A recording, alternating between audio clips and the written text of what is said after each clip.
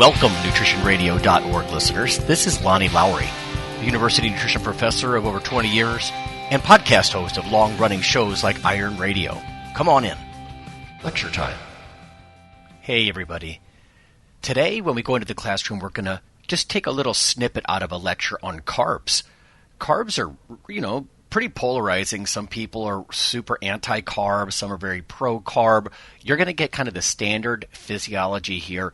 It's a light touch on some of these different biochemical pathways in the body, what your body does with carbohydrates when you eat them, how it gets stored in muscle and liver and that sort of thing, how you really only have 3 or 4 grams in your blood at any given time. That's not very much, right? So it has to be very tightly controlled with hormones and, tissue deposition and all this sort of thing. In this lecture, we even touch just a little bit on carb sources and different types of carbohydrates, like different sugars. In this case, monosaccharides, single units, I'll call it a hexagon of glucose or a pentagon of fructose, just referring to this single monomeric unit that then gets built into disaccharides and polysaccharides and bigger carbohydrates, right? Now that's in the diet, right? When we get carbohydrates from plant sources, we store polysaccharides as glycogen, and we'll get there. So let's just go into the classroom. We'll see what's going on. Today we're talking about carbohydrates, and we're even going to do a worksheet and some calculations on carbohydrates. Okay, so learning objectives here for Williams. Some of this is grayed out because I'm assuming that you know about different carbohydrate sources. Potatoes, right? Pasta, bread, rice, sugars. It's important to understand that sugars are carbohydrates. The first time I taught this course, some of the students on the pros and cons of their sports drink assignment, they mentioned pro, high glycemic index or fast-acting carbohydrates. Well, that's true. But then it said con, sugar. Well, sugars like glucose are fast-acting carbohydrates. So just be careful here. We're not going to go into too many food sources. What are we going to go into? Well, we're going to describe how dietary carbohydrate is distributed in the body and its major functions in sports metabolism, exercise metabolism. We're going to explain the role of carbohydrates in human energy systems, like when are they so important and why. Describe the various mechanisms whereby inadequate amounts of dietary carbohydrate can contribute to fatigue. Inadequate carbohydrate not only causes fatigue, it can also lead to muscle loss. There's a common phrase in nutrition settings that carbohydrates are protein sparing. And in fact, they are. They cause the body to release insulin. They fill muscles with glycogen. And you can actually see a little bit of muscle wasting. Even when glycogen in a muscle gets depressed by about 1/3 to 1/2, you can start to see a little bit of protein loss. So they're fatigue fighting, but they're also anti-muscle loss, if you will. A little bit more of these objectives. Understand the mechanisms whereby various dietary strategies involving carbohydrates, like we're going to talk about amounts, type, and timing, and how those can be used before, during, and after exercise to help optimize training and recovery. We're going to talk about athletes for whom carbohydrate loading may be appropriate and how to carb load. And then we're going to start right now. Okay, presentation preview. This slide has some ravioli on it, so there's pasta, there's some carbs for you. As far as carbohydrate digestion and absorption, hopefully you've heard a little bit about this in the past. Maybe you've had a prerequisite. If not, that's fine. I'm not going to test you on carbohydrate digestion and absorption. But you can review that on your own a little. Let me give you an example. Enzymes end in ASE, as many of you know, and starches and sugars end in OSE. So we mentioned amylose, which is one of the main starches in pasta. Well, in your saliva, you have an enzyme called amylase. Amylase breaks down amylose. What's another example? Milk sugar is lactose. Well, as you might guess, the enzyme that breaks down lactose is lactase, right? So now that's down in your intestines, not in your mouth and your salivary glands. But so that's what we do. We break down large chains of carbohydrates into single hexagons of glucose. That's what we get into our blood. As I've said before, you don't have blood starch You do have tiny amounts of blood fructose, but very tiny. Generally, things get rearranged and broken down to the point that they are glucose straightforward in the blood.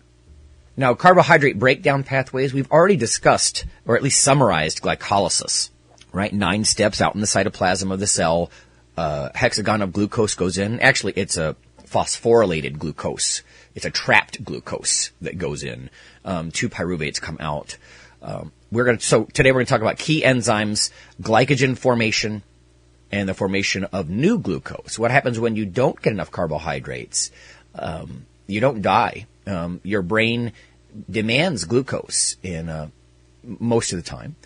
And how do you make it? Well, we're going to talk about that. Okay, so let's move on. Other important pathways involving carbohydrates, glycogenesis. So instead of glycogenolysis, right, there's no lysis this time, it's genesis. It's creation of new glycogen, glycogen formation, like in the fed state. When you eat a meal with carbohydrates, insulin and GLUT4 transporters get all that, blood glucose into your muscles, and then once all those hexagons are in there, you can actually start to form glycogen trees. Number 2, gluconeogenesis. This is making new glucose, as many of you know. So read that word backward, sort of. Genesis is creation. Neo means new. Glucose, creation of new glucose. Let's look at these briefly. Next slide is just about glycogenesis. Like I said, this happens in the fed state, especially when you're carb loading. Once the glucose gets into the muscle by way of the GLUT4 transporter, and there are other glucose transporters, but for our purposes, we're not going to go there too much. The hexagon gets in, and then glucokinase in the liver will trap it, at least temporarily, as glucose 6-phosphate. Hexokinase in muscle will trap it as glucose 6-phosphate. The difference is that hexokinase is very sensitive. If there's any glucose around, it'll trap it and keep it. Muscles can't give up the glucose that they trap.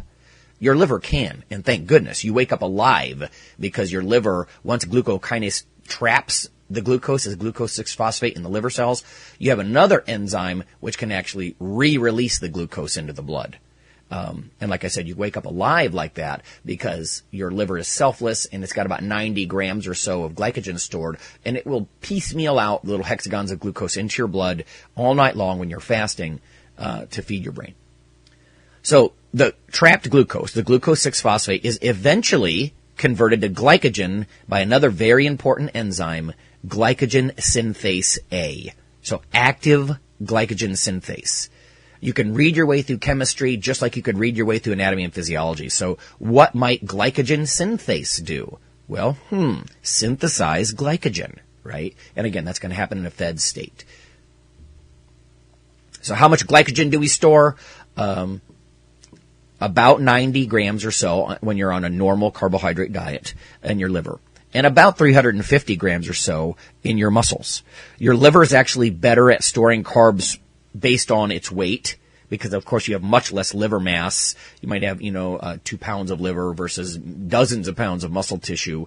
But the liver is actually better at it per unit of weight than muscles are. But you store more total amount in muscles because you have so many muscles. So, again, about 90 grams or so in your liver, about 350 in your muscles, depending on how large a person you are.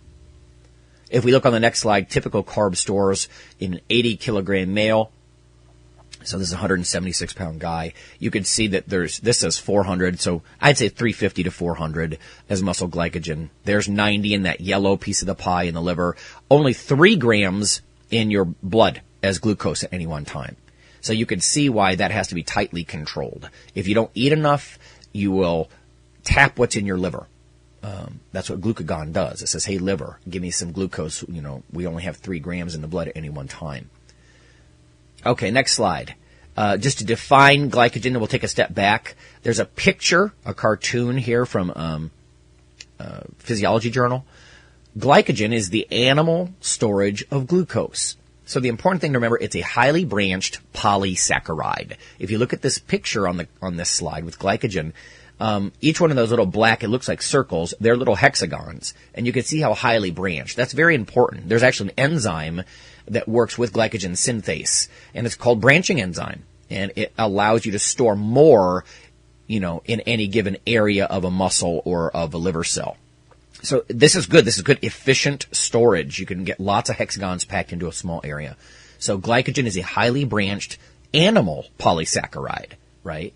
Amylopectin is a branched plant polysaccharide, but glycogen's very highly branched. Dietary sources are insignificant. Like if you go buy meat, you might think, oh, there's glycogen in the meat, I get some carbohydrates. Not really. Most of it breaks down after the butchering process. And then stored in two places, as I said, liver, 70 to 100 grams. I think we said 90. And then muscles, 350 to 400 grams. Alrighty, so there's part one of the carbohydrates lecture, just so you get the idea. I know I was kind of going off the deep end a little bit about some of these individual enzymes, right? These chemical pathways way down inside cells at the cell level, subcellular level, each step of a pathway, like glycolysis that breaks or lyses glucose.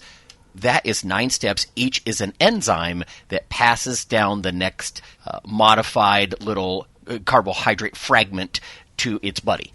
On the flip side, we have biochemical pathways, like in other organs, for example, that build things, like build and store some glycogen or create new sugar where you didn't have any before by tapping your muscles, for example. Not something you typically want to do. In any case, I know some people are super pro keto diet, and they're like, oh, this is all wrong, Lowry. No, we're talking about in a normal, non-fat adapted state. I do think it's harder to get in a fat adapted state than a lot of people believe. But again, this is sort of the general physiology. You can get this down, and then you could realize that there are exceptions to every rule. Okay, but that's going to be more than enough for this time. Tune in next week for the lecture that's going to kind of go further into how to carb load, how to turn on glycogenesis as much as possible with the right doses and timing of carbs and stuff like that, among other things. So we'll see you then. The nutritionradio.org podcast is for informational purposes only. If you're interested in starting a diet or exercise program, check with your physician, nutritionist, or qualified exercise physiologist in order to make the progress that you need.